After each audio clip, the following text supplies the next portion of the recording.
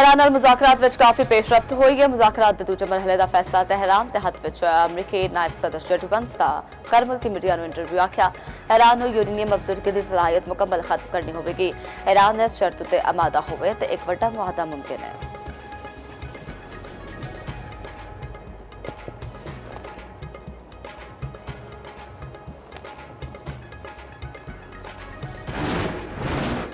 Iran मुआहदा करने लू तैयार है। ईरान नाल कुछ नुकातों ते इतफाक हो चुका, बाकी उहदे विच छेती होवेगा। अमरीकी सदर डोनाल्ड ट्रंप तो उम्मीद कहते हैं कि धमकियां के बावजूद बसे परता राबते जारी ने। न्यूयॉर्क टाइम का आखना है ईरान ने जौहरी सरगर्मी 5 बरे मुअत्तल करने की पेशकश की। अमरीका का यूरेनियम अफजदगी 20 बरे मुअत्तल करने ते इसरा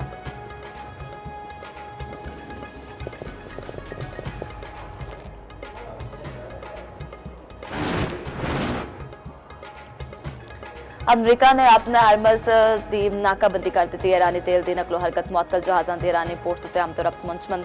सेंटकॉम हुकाम के मुताबिक नाकाबंदी का इतलाक हर बहरी जहाज़ उत्ते होवेगा, भावें उहदे उत्ते किसी भी मुल्क का परचम लग्या होवे।